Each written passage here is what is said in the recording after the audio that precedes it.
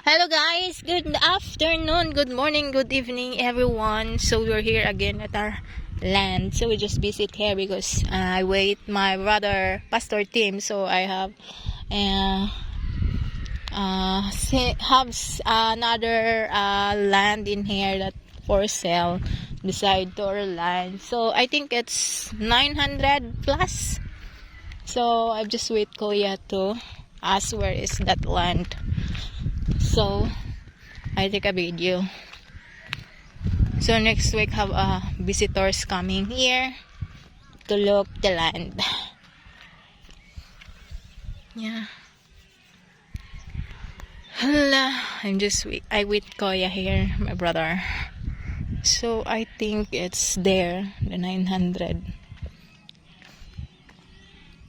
Ang hapit-hapit na mahumanday na kuan, balay nila.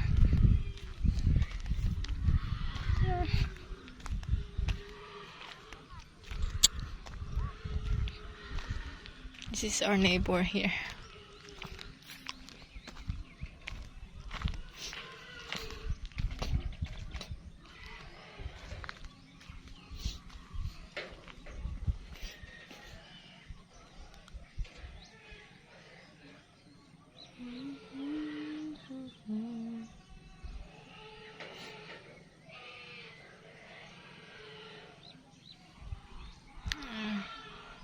It's nice, right? Even a little only, and it's look nice. But the roof is thin, but it's okay. At least have a roof. It's very important to have a roof. Yeah, it's nice. It's very nice here. So this is our neighbor here, and this is the road right of way. The straight ahead down, and that's the mark from our land going straight in there. There in the middle, that's our land there where my motorcycle. And that's the land before I took a video there down there.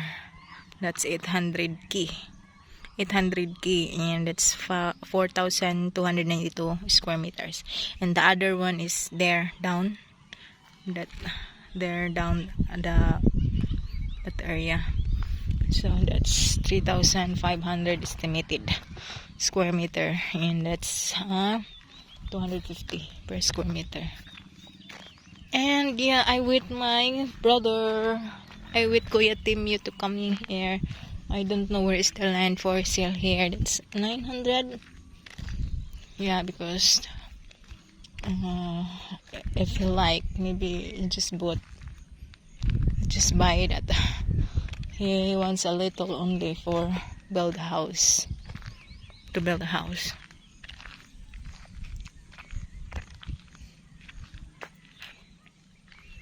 Yeah, okay guys, thank you for watching. It's very nice area.